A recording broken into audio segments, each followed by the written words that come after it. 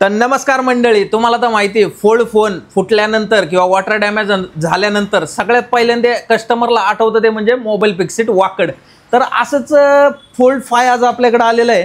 त्यांनी आपली जी इंस्टाग्रामवरची रील आहे ती पाहून सेव्ह केलेली होती आणि आज त्यांचा मोबाईल हा पाण्यात पडला, वॉटर डॅमेज झाला। वॉटर डॅमेज झाल्यानंतर सगळ्यात पहिल्यांदा त्यांना आठवलं म्हणजे मोबाईल पिक्सिट। त्यांनी आपलं लोकेशन इंस्टावरती घेतलं आणि डायरेक्ट आपल्या शॉपला व्हिजिट केलं। तर मोबाईल वॉटर डॅमेज झालेला होता, लोगोवरती स्टक होता। पूर्ण एक रात्र तो लोगोवरती स्टक राहिल्यानंतर आता पूर्णपणे तो डेड झालेला आहे। वॉटर डॅमेज झाल्यानंतर यामध्ये सगळ्यात महत्त्वाचा असतो तो म्हणजे तुमचा डेटा। तर आपण यांना डेटा रिकवर करून देणार आहे यामध्ये।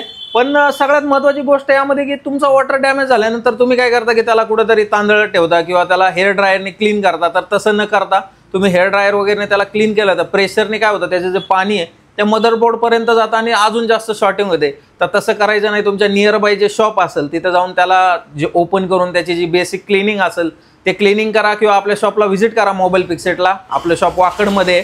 पण असंच आता यांचा जर वॉटर डॅमेज मोबाईल झालेला आहे तर आपण याला प्रॉपर डायग्नोज करणार आहे। आपल्याकडे चेकिंगचे काहीच चार्जेस नसतात।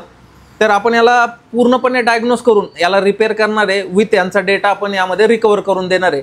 जर असेच तुमच्या मोबाईल फोल्डचे जर डिस्प्ले चालू मध्ये ब्लँक झालेला असेल तर तुम्हाला डिस्प्ले चेंज करायची गरज नाहीये। जर तुमची बॅटरी स्वेल झाली असेल तर ओरिजिनल बॅटरी आपल्याकडे अवेलेबल असतात आणि तुमचा जर हिंजेसचा प्रॉब्लेम झाला असेल तर आपण हिंजेस पण चेंज करून देतो। यासाठी तुमचा फोल्ड आणि फ्लिपचा कोणताही प्रॉब्लेम असू द्या आपल्या शॉपला व्हिजिट करा, मोबाईल पिक्सिट, आपलं शॉप वाकडमध्ये। धन्यवाद।